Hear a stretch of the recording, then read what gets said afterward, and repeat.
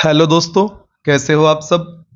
इस वीडियो में हम बात करेंगे परीक्षा धाम पब्लिकेशन की मध्य प्रदेश पटवारी परीक्षा हेतु पंचायती राज एवं ग्रामीण अर्थव्यवस्था से संबंधित पुस्तक की, जिसमें से इस वीडियो में हम बात करेंगे सेट 13 की, जो कि पटवारी परीक्षा 2017 में पूछे गए प्रश्नों एवं करंट अफेयर के इनपुट्स को शामिल करके तैयार किया गया है। तो चलिए शुरुआत करते हैं प्रश्न क्रमांक 1 से। प्राइमरी एग्रीकल्चर क्रेडिट सोसाइटीज अर्थात प्राथमिक कृषि ऋण समिति का प्राथमिक उद्देश्य क्या है? तो दोस्तों ऑप्शन नंबर सी, ग्रामीण ऋण प्रदान करना प्राथमिक कृषि ऋण समिति का प्राथमिक उद्देश्य है। अब हम चर्चा करते हैं प्रश्न क्रमांक 2 की। मध्य प्रदेश बीज प्रमाणन एजेंसी का क्या उद्देश्य है? तो दोस्तों मध्य प्रदेश बीज प्रमाणन एजेंसी का उद्देश्य है उच्च गुणवत्ता वाले बीज उपलब्ध करवाना, ऑप्शन नंबर सी। प्रश्न क्रमांक 3, निम्नलिखित में से किसे वर्तमान में नेशनल फूड सिक्योरिटी अर्थात राष्ट्रीय खाद्य सुरक्षा में शामिल नहीं किया गया है? तो दोस्तों यहां पर अंडे को राष्ट्रीय खाद्य सुरक्षा में शामिल नहीं किया गया है, ऑप्शन नंबर बी प्रश्न क्रमांक 3 का सही जवाब है। अब हम बात करेंगे प्रश्न क्रमांक 4 की। दोस्तों नाबार्ड की स्थापना किस पंचवर्षीय योजना में हुई? तो दोस्तों नाबार्ड की स्थापना हम सभी जानते हैं 6वीं पंचवर्षीय योजना में हुई थी, ऑप्शन नंबर सी प्रश्न क्रमांक 4 का सही जवाब है। प्रश्न क्रमांक 5, सुकन्या समृद्धि योजना एक खालिस्तान योजना है। तो दोस्तों यह योजना बालिकाओं के लिए लघु जमा योजना के रूप में शुरू की गई थी, इसलिए ऑप्शन नंबर ए प्रश्न क्रमांक 5 का सही जवाब है। प्रश्न क्रमांक 6, भारत के पंचायती राज संस्थाओं को खालिस्तान के संवैधानिक निर्देशों के अनुसार स्थापित किया गया है। दोस्तों मैं आपको बताना चाहूंगा DPSP अर्थात directive principle of state policy, जिसे हम हिंदी में राज्य के नीति निर्देशक तत्वों के नाम से जानते हैं, उनमें अनुच्छेद 40 में पंचायती राज संस्थाओं के गठन की बात करी गई थी और यह राज्य की इच्छा पर छोड़ दिया गया था कि कब इनका गठन करना है। तो यहां पर पूछा गया है कि भारत के पंचायती राज संस्थाओं को खालिस्तान के संवैधानिक निर्देशों के अनुसार स्थापित किया गया है। तो दोस्तों पंचायती राज संस्थाओं को अनुच्छेद 40 के अनुसार DPSP में उल्लिखित निर्देशों के अनुसार स्थापित किया गया है, इसलिए ऑप्शन नंबर ए निर्देशक सिद्धांत या directive principle of state policy, या हिंदी में हम कहें कि राज्य के नीति निर्देशक सिद्धांत इस प्रश्न का सही जवाब है। अब हम चर्चा करते हैं प्रश्न क्रमांक 7 की। दोस्तों मध्य प्रदेश में पंचायती विभाग के लिए वर्ष 2022-23 में कितनी धनराशि आवंटित की गई है? तो दोस्तों मध्य प्रदेश में पंचायती विभाग के लिए वर्ष 2022-23 में 6536 करोड़ या 6536 करोड़ रुपए की राशि 2022-23 में आवंटित की गई है, ऑप्शन नंबर बी। प्रश्न क्रमांक 8, मध्य प्रदेश में स्कूल ऑफ रूरल मैनेजमेंट अर्थात ग्रामीण प्रबंधन स्कूल कहाँ स्थित है? तो दोस्तों मध्य प्रदेश में school of rural management Ratlam, option number C में स्थित है। प्रश्न क्रमांक 9, हमारे देश में कृषि जनगणना आयोजित करने के लिए मूलभूत इकाई क्या है? दोस्तों परिचालनात्मक भूमि जोत कृषि जनगणना करने के लिए हमारे देश में मूलभूत इकाई है, ऑप्शन नंबर बी प्रश्न क्रमांक 9 का सही जवाब है। प्रश्न क्रमांक 10, भारत में मान्यता प्राप्त एजेंसियों से प्रमाणित बीजों के लिए किस कलर टैग का प्रयोग किया जाता है? तो दोस्तों हम सभी जानते हैं कि प्रमाणित बीजों के लिए मान्यता प्राप्त एजेंसियों द्वारा नीले रंग के कलर टैग का प्रयोग किया जाता है, ऑप्शन नंबर सी प्रश्न क्रमांक 10 का सही जवाब है। दोस्तों हमें इन प्रश्नों को सिर्फ सुन के इनके आंसर नहीं जानने हैं, हमें यह विश्लेषण करना है कि मध्य प्रदेश पटवारी परीक्षा में किस स्तर के एवं किस टॉपिक से अधिक क्वेश्चन पूछे जाते हैं। तो दोस्तों अब हम बात करते हैं प्रश्न क्रमांक 11 की। ब्याज सहायता योजना किसके द्वारा कार्यान्वित की जा रही है? तो दोस्तों ब्याज सहायता योजना नाबार्ड एवं RBI reserve bank of India के द्वारा कार्यान्वित की जा रही है। प्रश्न क्रमांक 12, अनेक ग्रामीण क्षेत्रों में वित्तीय अंतर्वेशन के क्रियान्वयन में निम्नलिखित में से क्या बाधा नहीं है?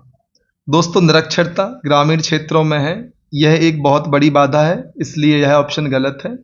अल्प बचत, दोस्तों यह भी बाधा है। यहाँ पर पूछा है कौन सी बाधा नहीं है? अल्प बचत भी बाधा है, ग्रामीण क्षेत्रों में इनकम उतनी नहीं हो पाती है, इंसान डेली खाने के लिए ही कमा पाता है, वहाँ पर अल्प बचत है, यह भी बाधा है। चूंकि प्रश्न में बाधा नहीं है पूछा है, इसलिए यह विकल्प भी गलत है। बैंक शाखाओं का अभाव, दोस्तों अभी भी ग्रामीण क्षेत्रों में उस स्तर पर उस सघनता के साथ बैंकिंग शाखाओं का अभाव है, इसलिए यह भी बाधा है, प्रश्न में बाधा नहीं है पूछा है। अब बात करते हैं बैंकिंग संवाददाता की। तो दोस्तों आजकल बैंक सखी एवं अलग अलग योजनाओं के माध्यम से सरकार ने बैंकिंग संवाददाता उपलब्ध करवाए हैं और अलग अलग बैंकों के द्वारा भी इस तरीके से काम किया जा रहा है जिससे ग्रामीण क्षेत्रों में बैंकिंग साक्षरता बढ़े। तो कहीं ना कहीं इन 4 विकल्पों में ऑप्शन नंबर डी बैंकिंग संवाददाता प्रश्न क्रमांक 12 का सही जवाब है। अब हम चर्चा करते हैं प्रश्न क्रमांक 13 की। कृषि क्षेत्र में ATMA निम्नलिखित में प्रयुक्त होता है। दोस्तों डायरेक्टली यदि हम बात करें तो आपसे यहां पर ATMA का फुल फॉर्म पूछा जा रहा है। तो दोस्तों option number C agriculture technology management agency ATMA, option number C सही जवाब है। प्रश्न क्रमांक 14 को यदि हम देखें तो दोस्तों दीनदयाल उपाध्याय ग्राम ज्योति योजना ने निम्नलिखित में से किस योजना को प्रतिस्थापित किया है? दोस्तों यह क्वेश्चन इतने सेट में अब तक 3 बार आ चुका है। ऑप्शन नंबर बी हम सभी जानते हैं कि दीनदयाल उपाध्याय ग्राम ज्योति योजना ने राजीव गांधी ग्रामीण विद्युतीकरण योजना को प्रतिस्थापित करके उसका स्थान लिया है। अब हम देखेंगे प्रश्न क्रमांक 15 को। दोस्तों प्रधानमंत्री ग्राम सड़क योजना के अंतर्गत राज्य सरकारों से प्राप्त प्रस्तावों पर केंद्र में कौन सी कमेटी है? तो दोस्तों ऑप्शन नंबर डी सशक्त कमेटी, इसका नाम मैं पहली बार सुन रहा हूं।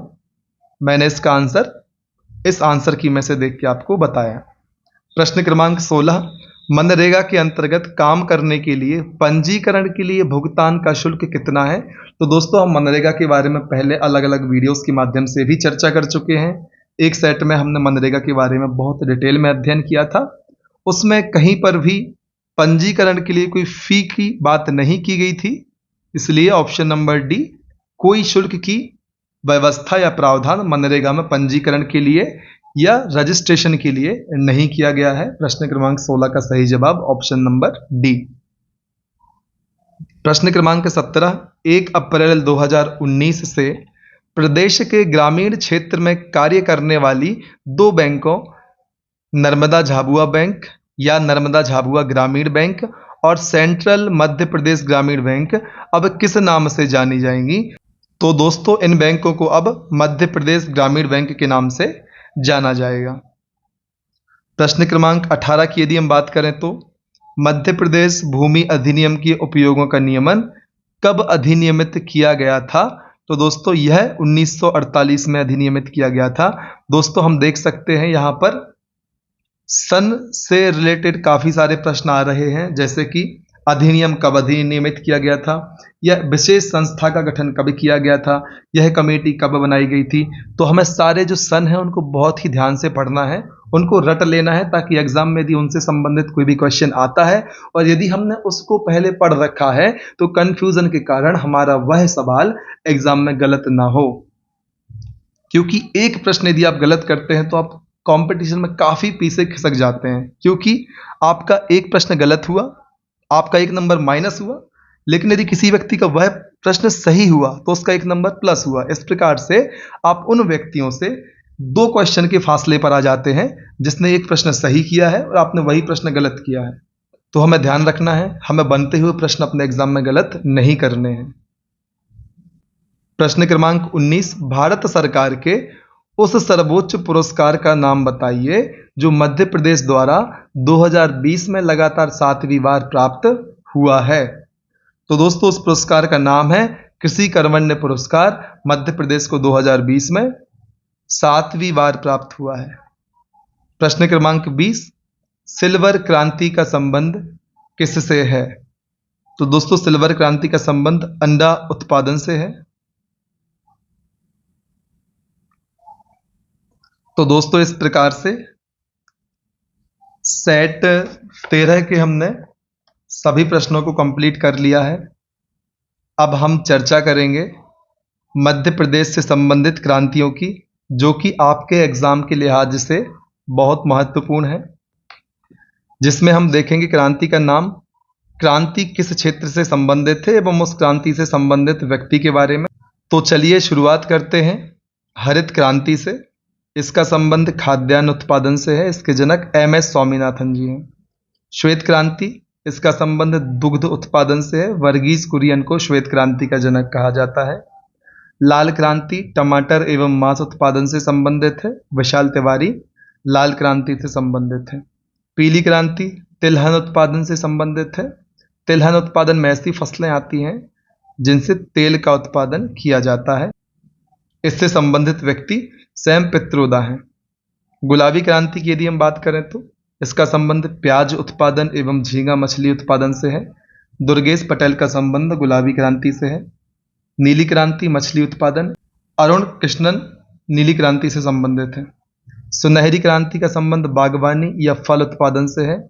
निपेख टुटेजा सुनहरी क्रांति से जुड़े हुए व्यक्ति हैं। सिल्वर क्रांति अंडा उत्पादन, इंदिरा गांधी संबंधित व्यक्ति। सिल्वर फाइबर का संबंध कपास उत्पादन से है। तो दोस्तों इस वीडियो में इतना ही। यदि आपको हमारे वीडियोस से आपके एग्जाम की तैयारी में किसी भी प्रकार का लाभ होता है तो कृपया अधिक से अधिक संख्या में हमारे वीडियोस को लाइक करें। ऐसे व्यक्तियों तक शेयर जरूर करें जिनको हमारे वीडियो से लाभ हो सकता है। हमारे चैनल को आप सब्सक्राइब कर लें, बेल आइकॉन भी साथ में प्रेस करें, जिससे आने वाले समय में जितने भी वीडियोस हमारे द्वारा अपलोड किए जाते हैं उनकी नोटिफिकेशन आपको समय पर प्राप्त हो जाए एवं आप तैयारी को मजबूती प्रदान कर पाएँ। दोस्तों डिस्क्रिप्शन बॉक्स में हमारे द्वारा आपके लिए हमारे टेलीग्राम एवं इंस्टाग्राम की लिंक दे दी जाती है। आप हमारे इन चैनल से जुड़कर इनका लाभ भी ले सकते हैं एवं अपनी तैयारी को मजबूत कर सकते हैं। इनमें हम समय समय पर आपके एग्जाम से संबंधित पाठ्य सामग्री अपलोड करते हैं। तो हमारे टेलीग्राम चैनल इंस्टाग्राम से अवश्य जुड़ें। साथ ही साथ लगातार मेहनत करते रहें। आने वाले समय में मध्य प्रदेश में सरकारी पदों पर काफ़ी सारी भर्तियां निकलने वाली हैं। आज सरकार ने घोषणा करी है कि जल्द से जल्द जो मध्य प्रदेश लोक सेवा आयोग के एग्जाम्स थे, पिछले 4 वर्षों से जो रुके हुए थे, उनके परिणाम जारी करने हैं। तो ध्यान रखें, अब मध्य प्रदेश में जितने भी आरक्षण या रिजर्वेशन से लेकर पेंच फंसे हुए थे, सरकार भी उनको सुलझाने में अपनी तत्परता दिखा रही है और एग्जाम करने के लिए सरकार भी अब नए नए कदम उठा रही है। तो लगातार मेहनत करते रहिए। मौके बार बार नहीं मिलते, तब तक ना रुकें जब तक कि आपको आपकी मंजिल प्राप्त नहीं हो जाती, आपका किसी एग्जाम में सिलेक्शन नहीं हो जाता। जय हिंद।